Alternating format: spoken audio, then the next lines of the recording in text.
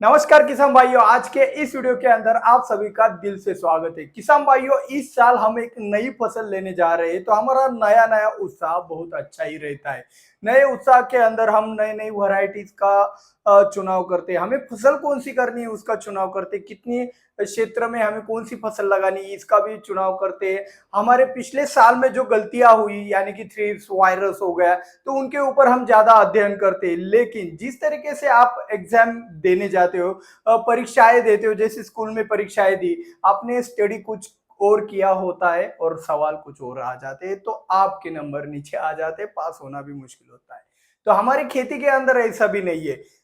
हमारे खेती के अंदर अगर पूरे साल के भर में अगर फसल में एक भी गलती हो गई, तो उसका खामियाजा बहुत ज्यादा भरना पड़ता है। तो ये खामियाजा अगर आप नहीं भरना चाहते हो, तो 2-4 मिनट इस वीडियो को ध्यान से देख लीजिएगा और बिना किसी कंजूसी के लाइक भी कर दीजिएगा। तो चलिए शुरुआत करते हैं। इस बार बिना गलती के करना है फसल, तो कैसे करना है? सबसे पहली वाली बात, आप जो भी फसल का चुनाव करोगे, पहले तो फसल का चुनाव ही आएगा। तो फसल का जो भी चुनाव करोगे, वो फसल का चुनाव करते वक्त उसका प्लांटेशन कितना ज्यादा मात्रा में है, कम है, ज्यादा है, वो पहली बार तो देख लेना। देखो, मार्केट के रेट हमारे हाथ में नहीं है, लेकिन अगर उदाहरण के लिए अगर हम लेते हैं कि भाई सोयाबीन और मक्का का हमारे एरिया में चलता रहता है कि भाई अगर सोयाबीन का हो गया क्षेत्र ज्यादा, तो लोग क्या करते हैं, मक्का लगाना ज्यादातर पसंद करते हैं, कुछ कुछ समझदार लोग। आपके भाषा में अगर उदाहरण देने जाए, तो भाई टमाटर और मिर्च में पिछले साल देख लेना, टमाटर का एरिया बहुत ज्यादा लगा था, तो भाई मिर्च वालों को फायदा हो गया।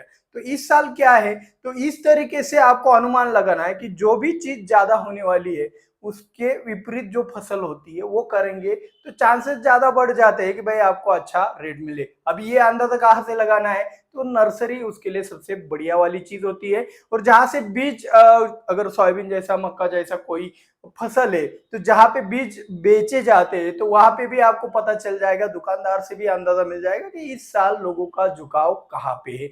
तो इसी तरीके से आपको चुनाव एकदम बेहतर करना है। अभी ये चुनाव कर लिया कौन सी फसल करनी है, तो भाई आपको एक और चीज की तरफ ध्यान देना है कि वैरायटी एकदम बेस्ट होनी चाहिए। आपका मैनेजमेंट कितना भी टॉप लेवल का हो, आप भाई सोना भी अगर जमीन में डालते हो, अगर वैरायटी के अंदर दम नहीं होगा तो कुछ भी नहीं होने वाला है। तो वैरायटी का चुनाव सही सोच समझ कर अगर आप करते हो, तो आपको आगे जाकर बड़ी परेशानी नहीं झेलनी पड़ सकती है। मैं तो इतना कहता हूँ कि भाई अगर वैरायटी और जमीन दोनों मैच हो जाए, तो भाई आपका थोड़ा सा जो भी स्प्रेइंग शेड्यूल है, फर्टिलाइजर का शेड्यूल है, वाटर मैनेजमेंट का शेड्यूल है, उसमें थोड़ा 19-20 भी हो जाए, तब भी आपका उत्पादन अधिक ही मिलेगा। तो इसीलिए जमीन के हिसाब से वैरायटी का चुनाव भी बहुत ज्यादा जरूरी है।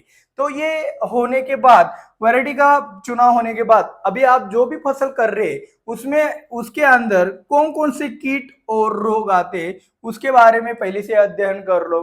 जैसे कि मिर्च कर रहे हो, तो मिर्च के अंदर थ्रिप्स आता है, रेड माइट आता है, आपका पाउडर मिल्ड्यू आता है, लेड ब्लाइट आता है, विल्ट आता है, तो ये सारे इंसेक्ट और डिसीज आते हैं।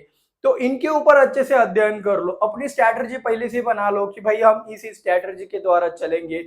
ये वैरायटी मैंने देखा था कि भाई मेरे रिश्तेदार के यहाँ पे ये वाली वैरायटी थी, तो उसके ऊपर वायरस भी कम था, थ्रिप्स भी कम था, तो वैरायटी का भी तो कुछ रोल रहता है। इस तरीके से कीट हो गया, रोग हो गया, वैरायटी हो गया, सब तरीके से नियोजन बहुत ही अच्छा कर लेना है। और एक और चीज मैं आपको बता देता हूं, जो कि इस साल मार्केट में हर एक किसान को बहुत ज्यादा परेशान करने वाला है, वो है डुप्लीकेट। डुप्लीकेट मतलब क्या? भाई देखो, पिछले साल हमने देखा लिक्विड फर्टिलाइजर के अंदर 2,4-D मिला दिया गया। जो ब्रॉडकास्टिंग फर्टिलाइजर है भाई, वो मिट्टी के दाने बनाकर भेज दिए गए। जो भी टॉनिक के अंदर भी 2,4-D मिलाया गया। तो इस तरीके से बहुत सारा डुप्लीकेट, कोराजन भी हम इस्तेमाल करते हैं, तो कोराजन के अंदर भी बहुत सारा डुप्लीकेट मिलता है। तो उसके काउंटर में हमने क्या किया, भाई एम्प्लीको का इस्तेमाल कर लो, एम्प्लीको बेटर रहेगा। तो इस तरीके से आप अपने इन डुप्लीकेट मिलने वाले प्रोडक्ट के ऊपर कोई ना कोई जो भी सॉल्यूशन है वो ढूंढ सकते हो। और इस तरीके से अगर आप पूरा नियोजन करते हो, तो मुझे नहीं लगता कि आपकी इस साल में एक भी गलती नहीं हो सकती है, और गलती नहीं हुई तो भाई फसल अच्छी ही होने वाली। और हाँ, एक और चीज बता देना चाहता हूँ, भाई अपना जो भी रिस्क है वो 50-50 रखना। मतलब 50% इस तरीके से फसल रखो कि भाई आपकी फसल के अंदर 100% उत्पादन आ ही जाए और 50% आप रिस्क में रहो। रिस्क मतलब क्या भाई, फायदा भी हुआ तो ठीक है, थोड़ा झटका भी बैठ सकता है, ऐसी वाली फसलें, रिस्क वाली फसलें भी कर सकते हो ज्यादा मुनाफे के लिए। तो आपको हमारा ये प्रयास कैसा लगा? कल इलेक्शन का भी रिजल्ट भी है, उसके ऊपर भी कुछ चीजें डिपेंड हो सकती है इस साल की। तो अगर आप चाहते हो तो भाई ज्यादा से ज्यादा शेयर जरूर करने हैं।